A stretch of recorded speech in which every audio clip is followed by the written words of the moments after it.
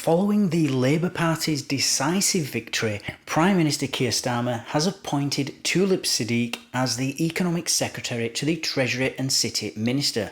Siddiq, known for her advocacy of stricter crypto regulation, now holds a key role in shaping the UK's digital asset policies.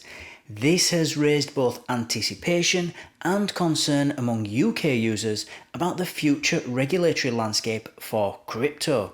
Today's episode is sponsored by Cake Wallet, where you can send, receive and even exchange your crypto right from within the wallet. Cake Wallet is open source and non-custodial, so you control your own private keys. Available today on iOS, macOS, Android and Linux. And StealthEX, a privacy-centric crypto exchange which enables you to make crypto-to-crypto exchanges anonymously. Hi everybody and welcome again to another episode of Enter Crypto with me, Chris Kenyon. Now in today's video we're going to be looking at whether the UK's Economic Secretary is actually going to follow through with what is being called as a crypto crackdown. As always guys, let's quickly read through this article, see what it's about, see what we can learn, and then we'll comment after. So after a landslide election on July the 4th, favouring the UK Labour Party over the Conservatives, Prime Minister Keir Starmer has started making appointments to the new government, including MP Tulip Siddiq. In a July the 9th announcement, PM Starmer appointed Siddiq as Economic Secretary to the Treasury and also City Minister. This puts her in charge of many policies affecting the regulation of digital assets and CBDCs in the UK. Siddiq, who held the role of Shadow City Minister and Shadow Economic Secretary while Conservatives were the primary ruling party, made statements suggesting that she would implement stricter rules on crypto. In May 2023, New Statesman op-ed Siddiq urged UK lawmakers to introduce a comprehensive all-of-government framework to address the emerging risks and opportunities posed by crypto assets. Following the example in the US, she compared the Conservative government's approach to crypto to the Wild West, calling for regulation and protection against scammers. A Labour government would be serious about attracting fintech companies to the UK and safely harnessing the progressive potential of crypto tech, said Siddiq, but it's time to reject the arguments of the libertarian right and properly regulate the sector. And here it just mentions a tweet that she's put out saying, "As I say here, I've been calling for a crackdown on the crypto Wild West for months. Despite the collapse in crypto, the Conservatives continue to promote their NFT vanity project and dodgy stablecoins. Enough of the gimmicks, we need action." So she's only saying here what we've all known was coming. You know, we know that regulation's coming. The question is, I mean, whether it's going to be sensible regulation or whether it's going to be, heavy-handed. I don't think anybody in crypto thinks, that lives in the UK thinks that regulation isn't coming. We all know it's coming. The question is, how are we going to be regulated? That's the question. We want to know what the rules are and how strict the rules are that we're going to have to follow here. And so far under Labour, or if we look at anything that Labour's said, we've got no idea. We don't know how we're going to be regulated because they haven't said. So, and she's still really not saying, she's just saying that she's going to regulate it, which we know we're going to get regulated anyway. So it's really, much ado about nothing because we need to know actual rules. What are the rules? What can we do? What can we not do? So that we can follow those rules. But they're still not saying. This is just kind of tough talk, we're going to come into the Wild West and we're going to be the guys to save the day. We're going to protect you against all the scammers and, well, okay, that's all well and good, but what are you going to do? We haven't actually got an answer to that question. So in my opinion, this is just about talking tough and not actually doing anything tough about it. So we're still no closer to knowing what the regulations are. But the government is going to have to be careful here. They don't want to, they want to attract investment. And the simple reason for that is because they want to tax it.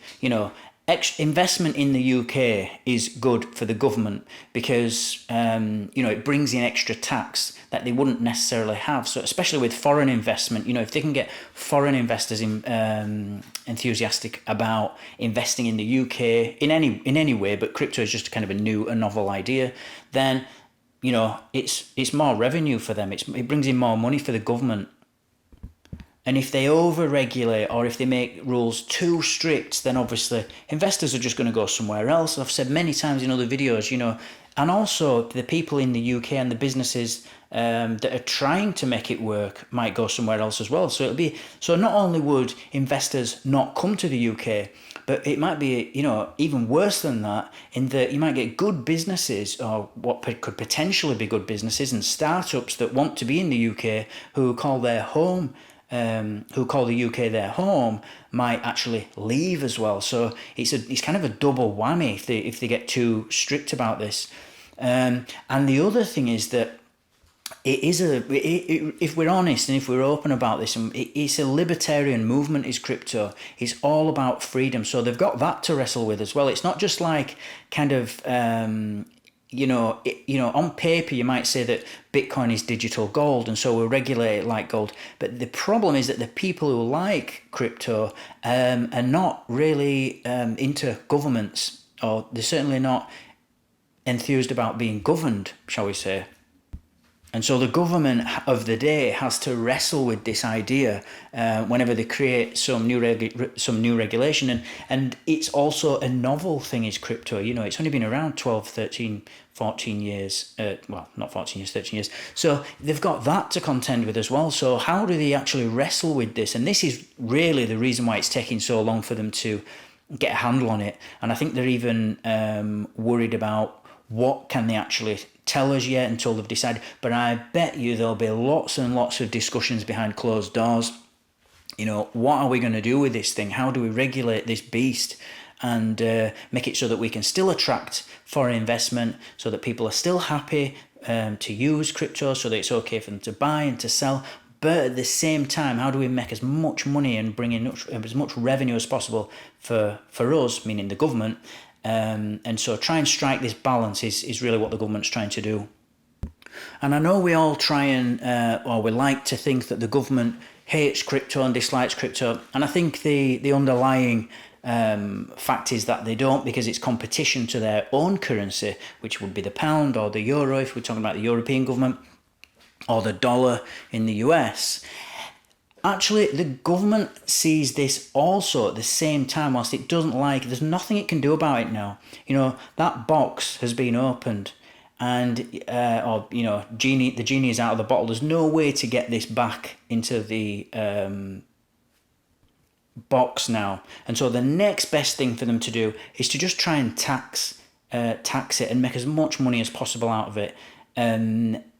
Because they can't stop it. They've realised they can't stop it. It's like gold. They can't stop people using gold. If they ban it, that's to say crypto, or it's like what happened when they banned gold in 1933 in the US. It just goes underground.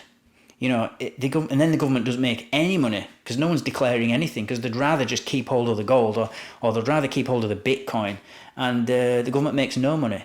So there's no point banning it, in my opinion. So I think that but I think we're close. We're going to get it soon. I think there's going to be regulation. Like I say, there'll be a lot of discussions behind closed doors, and then one day they'll just kind of come out with it, and we'll see what they've got for us.